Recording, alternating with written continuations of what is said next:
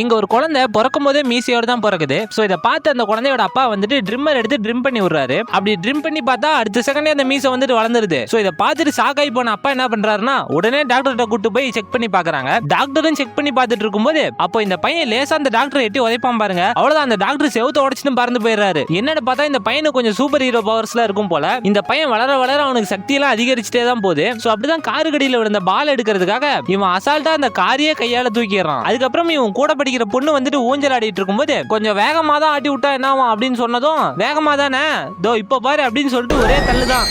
அவ்வளவுதான், அந்த பொண்ணு எங்க போச்சுன்னே தெரியல. சோ அதுக்கப்புறம் இவனோட ஸ்கூல்ல எக்ஸாம் எழுதிட்டு இருக்கும்போது அப்படிதான் ஆன்சர் தெரியாம ரொம்ப நேரமா முழிச்சிட்டு உட்காந்துட்டு இருக்கான். சோ இதை பார்த்துட்டு அவனோட ஃப்ரெண்டு வந்துட்டு அவனோட ஆன்சர் ஷீட் எடுத்து பக்கத்துல வைக்கிறான். ஆனா அது வந்துட்டு கொஞ்சம் தூரமா இருக்கிறதுனால இவனுக்கு கண்ணு தெரியல. சோ அதனால ரொம்ப நேரமா அந்த ஆன்சர் ஷீட்டே உத்து பார்த்துட்டு இருக்கான். அப்படி பார்த்துட்டு இருக்கும்போது அவன் கண்ணுல இருந்து ஒரு லேசர் லைட் வந்து அந்த பேப்பரே எரிச்சு விட்டுருது. அப்படிதான் இவன் ஃபுட்பால் விளையாடிட்டு இருக்கும்போது கோல் போடுறான்னு சொன்னா இவன் அந்த பாலை வேக வேகமா எடுத்துட்டு மின்னல் மாதிரி வந்து அந்த பாலை ஒரு கிக் விடுவான் பாருங்க. அவ்வளவுதான், அந்த கோல் கீப்பரும் சேர்ந்து பறந்துருவான். அதுக்கப்புறம் இப்போ நம்ம ஹீரோ வந்துட்டு நல்லா பெரிய பையனா வளர்ந்துட்டான். ஒரு ஆபீஸ்ல வந்துட்டு வேலை பார்த்துட்டு இருக்கான். ஆனா இவன் எப்பயுமே ஆபீஸ்க்கு லேட்டா தான் கிளம்புவான். ஏன்னா இவனோட சூப்பர் பவர்ஸ் யூஸ் பண்ணி யாரு கண்ணிலுமே படாம இவனோட சீட்ல போய் வேகமா உட்காந்துப்பான். அப்படி ஆபீஸ்ல வேலை பார்த்துட்டு இருக்கும்போது நம்ம தலைவனுக்கு எப்பெல்லாம் போர் அடிக்குதோ அப்பெல்லாம் பக்கத்து ரூம்ல இருக்க ஒரு பொண்ணை வந்துட்டு அந்த பொண்ணுக்கே தெரியாம சைட் அடிப்பாப்ல. சோ அதுக்கப்புறம் அப்படியே ஆபீஸ் முடிஞ்சு வீட்டுக்கு போலான்னு சொல்லிட்டு ரயில்வே ஸ்டேஷன் வந்து வெயிட் பண்ணிட்டு இருக்காரு. அப்படி ட்ரெயினுக்கு வெயிட் பண்ணிட்டு இருக்கும்போது ட்ரெயின் வந்துட்டு பிரேக் ஃபெயிலியர் ஆகி அந்த ஸ்டேஷன்ல நிக்காம அப்படியே போயிருது. உள்ள இருக்க பேசஞ்சர்ஸ் எல்லாம் ஆபத்துல இருக்காங்க. சோ இதை பார்த்துட்டு நம்ம ஹீரோ வந்துட்டு உடனே எந்திரன் மோட ஆன் பண்ணிட்டு சிட்டி ரோபோட் மாதிரி வேக வேகமா அந்த ட்ரெயினை சேஸ் பண்ணிட்டு அடுத்த ஸ்டேஷன் போய் நின்றாப்ல.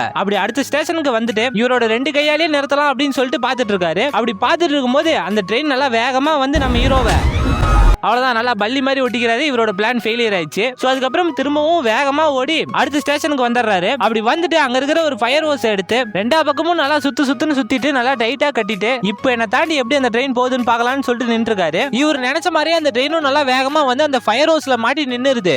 எப்பா ஒரு வழியா எல்லாத்தையும் காப்பாத்திட்டா அப்படின்னு சொல்லிட்டு இவர் பார்க்கும்போது அந்த ட்ரெயின் எந்த வேகத்துல வந்துச்சோ அதே வேகத்திலே ரிவர்ஸ்ல போயிருது.